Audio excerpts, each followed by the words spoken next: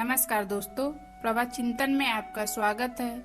आज सुनिए सियाराम शरण गुप्त की लिखी कहानी बैल की बिक्री। कई साल से फसल बिगड़ रही थी। बादल समय पर पानी नहीं देते थे। खेती के पौधे अकाल वृद्ध होकर असमय से ही मुरझा रहे थे। परंतु महाजनों की फसलों का हाल ऐसा ना था। बादल ज्यों-ज्यों अपना हाथ खींचते, उनकी खेती में त्यों-त्यों नए अंकुर निकलते थे। सेठ ज्वाला प्रसाद उन्हीं महाजनों में से थे। विधाता के वर से उनका धन अक्षय था। जिस किसान के पास पहुंच जाता, जीवन भर उसका साथ न छोड़ता। अपने स्वामी की तिजोरी में निरंतर जाकर भी दरिद्र की झोपड़ी की माया उससे छोड़ी न जाती थी। मोहन वर्षों से ज्वाला प्रसाद का ऋण चुकाने की चेष्टा में था, परंतु चेष्टा कभी सफल न होती थी। मोहन का ऋण दरिद्र के वंश की तरह दिन पर दिन बढ़ता ही जाता था। इधर कुछ दिन ज्वाला प्रसाद भी कुछ अधीर से हो उठे थे। रुपए अदा करने के लिए वे मोहन के यहाँ आदमी पर आदमी भेज रहे थे। समय की खराबी और महाजन की अधीरता के साथ मोहन को एक चिंता और थी। वह थी जवान लड़के शिबू की निश्चिंतता। उसे घर के कामकाज से सरोकार ना था, बिल्कुल ही ना था, यह नहीं कहा जा सकता।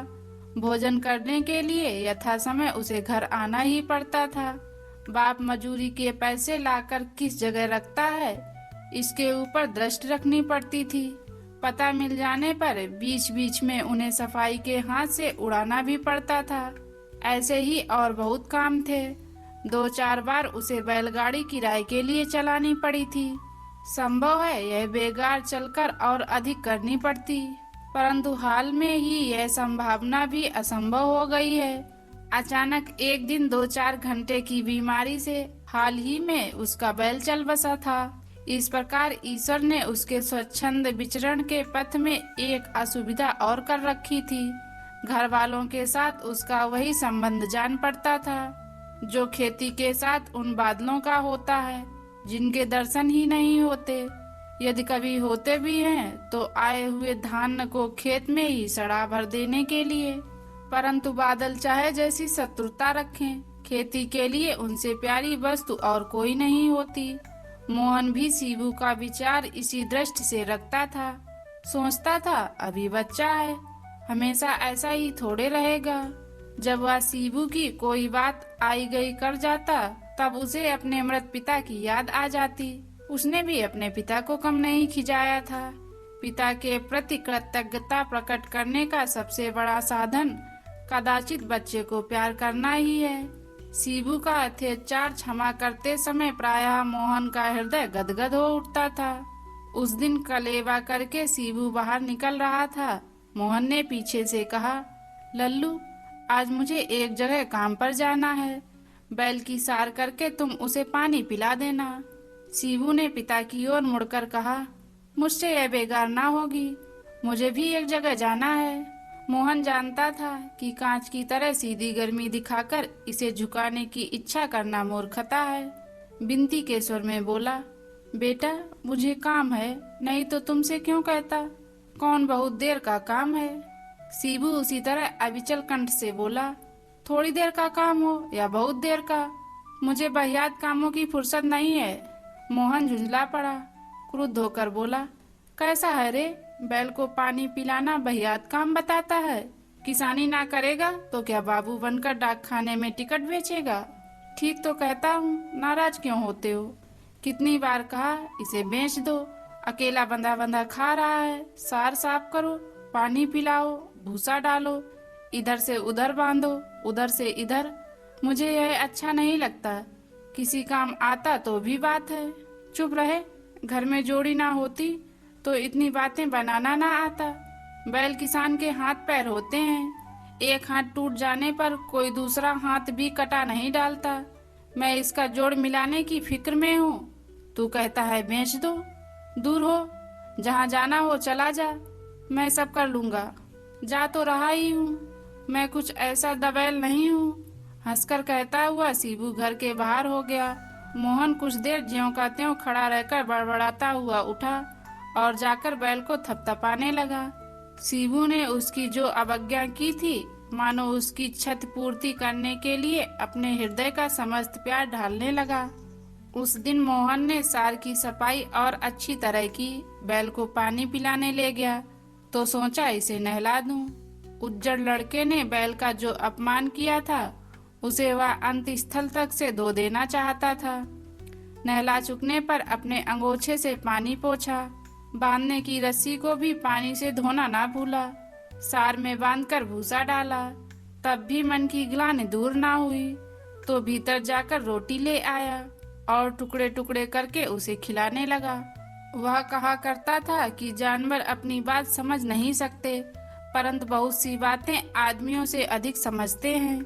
इसलिए वह अनुभव कर रहा था कि बैल उसके प्रेम को अच्छी तरह हृदयगम कर रहा है। इस तरह आज इतना समय लग गया जितना लगना ना चाहिए था।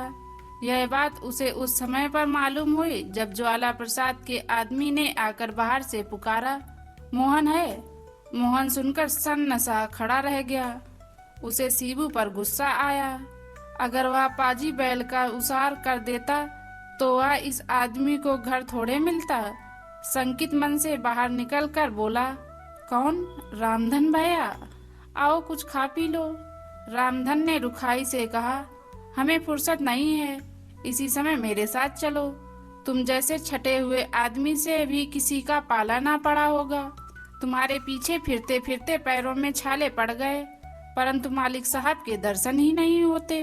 सचमुच रामधन के पैरों में छाले पड़े हुए थे, जिससे उसका मिजाज ठीक ना था, परंतु छाले पड़ने का कारण मोहन के पीछे फिरना नहीं था। एक चमार आसामी ने मुफ्त में जूते बनाकर कुछ दिन के लिए उससे छुट्टी पाने का वचन लिया था। उन जूतों ने रामधन को चलने फिरने से ही कुछ दिन के लिए छुट्टी देकर अपने निर्माता का लेन देन बराबर कर देना चाहा। रामधन इस समय उसी चमार को नए नए शब्दों में याद करता चला आ रहा था। मोहन ने देखते ही समझ लिया मामला ठीक नहीं है। चुपचाप भीतर से लाकर अंगोछा कंधे पर डाला और उसके पीछे हो लिया। रास्ते में मोहन ने फसल खराब होने की बात शुरू की। किसानों का गुजारा किस तरह हो रहा है, इस बात की ओर संकेत किया। एक पैसे का सुविधा नहीं है, यह भी स्पष्ट कहा। रामधन मुंह भारी किए हुए सुनता रहा, मानो उसके मुंह में भी छाले पड़ गए थे। जब उत्तर देना निशांत आवश्यक हो गया तब संक्षेप में कह दिया, मालिक से कहना। मोहन ने कहा, हमारे मालिक तो। चुप रहे दुष्ट, रामधन ने कहा। कहने का अभिप्राय यह था, मालिक मैं नहीं हूँ। उच्चारण भंगिमा का अभिप्राय यह था, मालिक हूँ तो मैं। बड़ी देर से बकबक लगाए है, चुका नहीं सकता तो कर्ज लिया ही किस लिए था। रामधन के साथ वह ज्वाला प्रसाद की कोठी पर जा पहुंचा। ज्वाला प्रसाद ने अपने स्वर में संसार भर का प्रभुत्व भरकर कहा, वादे बहुत हो चुके, अब हमारे रुपए अदा कर दो, नहीं तो अच्छा ना होगा। मोहन ने कहा, मालिक की बातें, खाने को मिलता नहीं, रुपए कहाँ से आए। बातों ही बातों में ज्वाला प्रसाद की जीभ की ज्वाला बेहद बढ़ उठी। मूर्ख, बेईमान आदि जितनी उपाधियों से एकदम वह निरीह मंडित हो उठा। मोहन घर ना जा सका। रुपए अदा कर दो और चले जाओ, बस इतनी सी बात थी। सीबू ने तीसरे पहर घर आकर देखा, दादा नहीं है। मालूम हुआ सवेरे ज्वाला प्रसाद के आदमी के साथ गए थे, दोपहर की रोटी खाने भी नहीं आए। सीबू झपाटे के साथ घर से निकलकर ज्वाला प्रसाद के यहाँ जा पहुँचा।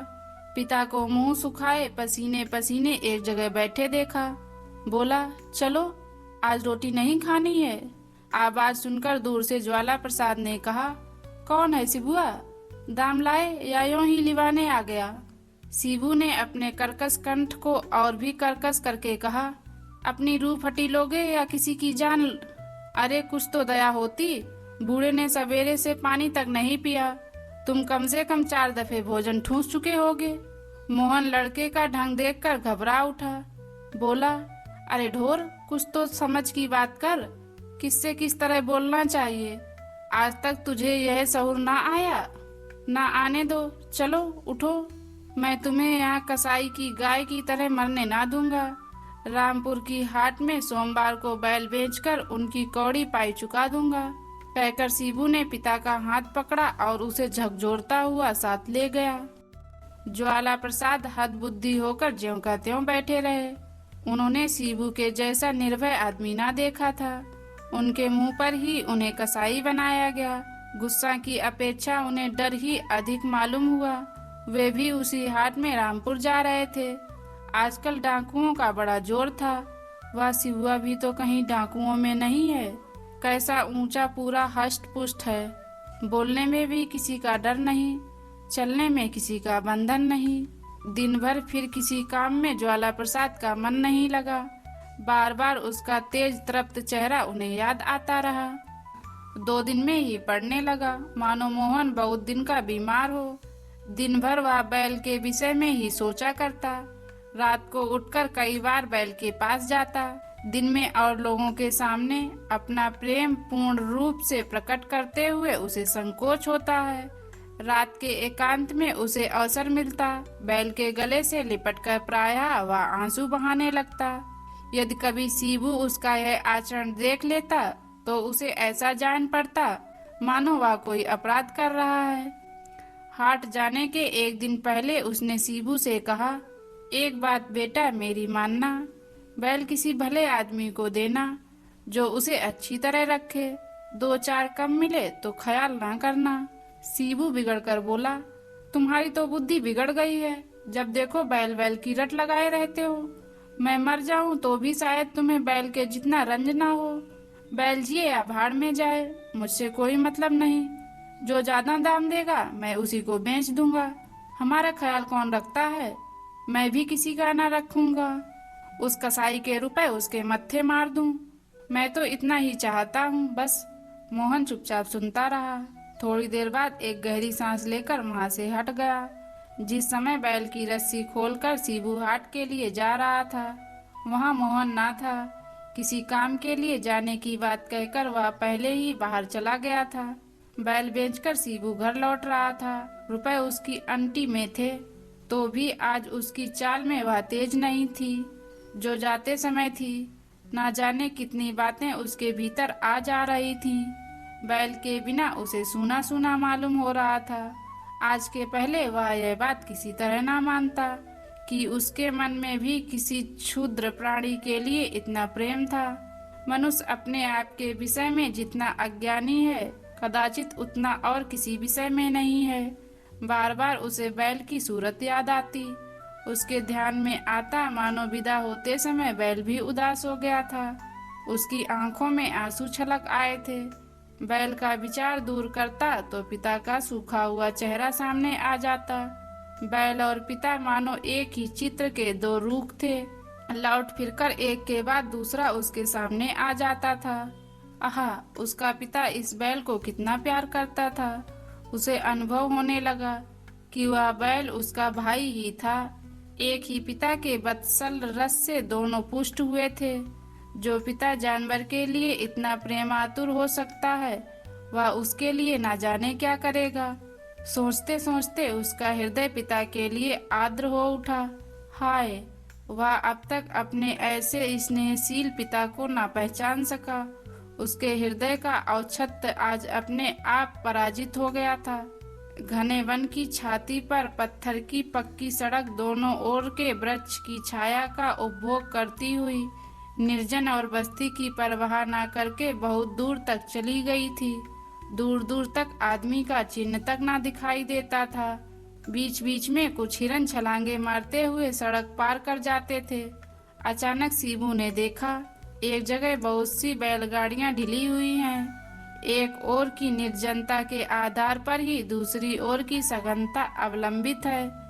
मानो यही दिखाने के लिए ऊंची सड़क के दोनों ओर लगातार नीची खंदकें चली गई थी। 200-300 आदमी उन खंदकों में चुपचाप दूर तक श्रेणीबद्ध बैठे हुए थे। शिबू ने समझा, सड़क पर साहूकार के आदमी हैं। कुछ वसूल कर लेने के लिए इन आदमियों को परेशान कर रहे हैं। साहूकार का विचार आते ही उसका गर्वित हृदय विद्रोही हो उठा। विचारों की श्रृंखला छिन्न भिन्न हो गई। वह तेजी से चलने लगा। कौन है? खबरदार खड़ा रहे। शिबू ने देखा, पुलिस के सिपाहियों की पोशाक में बंदूक लिए हुए 5 आदमी हैं। मुंह कपड़े से इस तरह बांधे हुए हैं कि सूरत साफ दिखाई ना दे सके। बीच सड़क पर एक कपड़ा बिछा हुआ है, उस पर रुपए पैसे और गहनों का ढेर लगा है। शिबू को समझने में देर नहीं लगी। डाकू हैं, सिपाही नहीं। दिन दहाड़े यहाँ लूट हो रही है। सड़क के नीचे खंदिकों में जो लोग बैठे हैं वे लूट चुके हैं। डाकुओं के धन के साथ मानो उनकी गति और बाड़ी भी अपहरण कर ली गई है।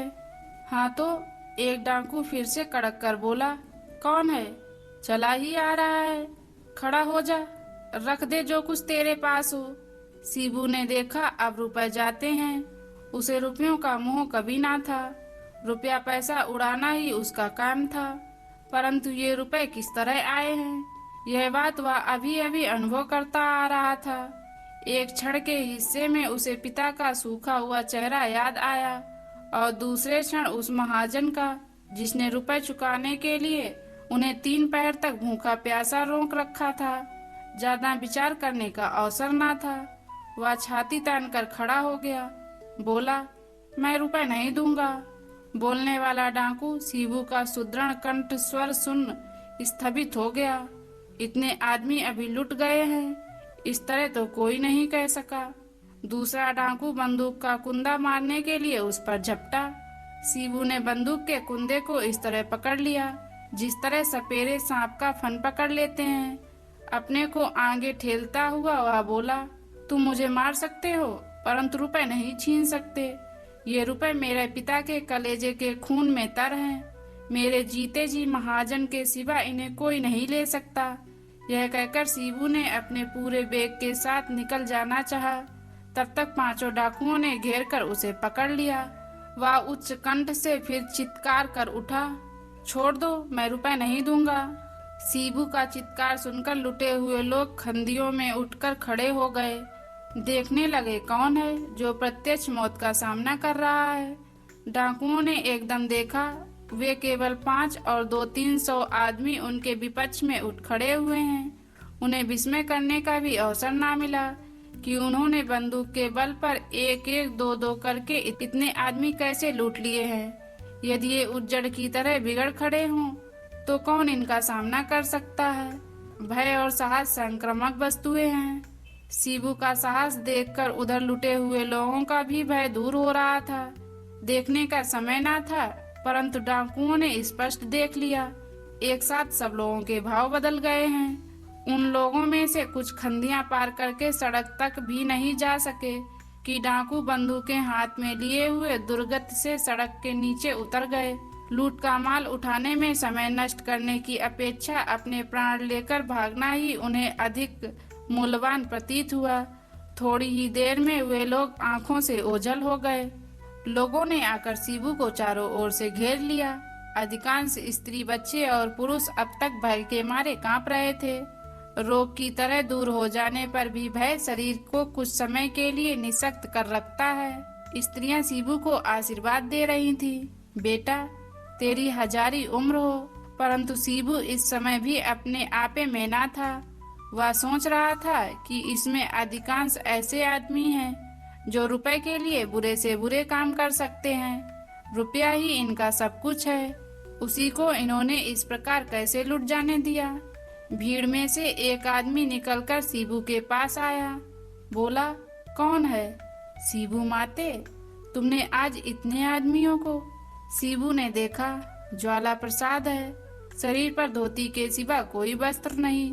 डाकुओं ने रुपए पैसे के साथ उसके कपड़े भी उतरवा कर रख लिए थे। उसे देखते ही उसका मुंह घृणा से विकृत हो उठा। आटी से रुपए निकालकर उसने कहा, बड़ी बात, शिबू माते तुम्हें आज यहीं मिल गए। लो अपने रुपए चुकते कर लो, अब लूट जाएं तो मैं जिम्मेदार नहीं।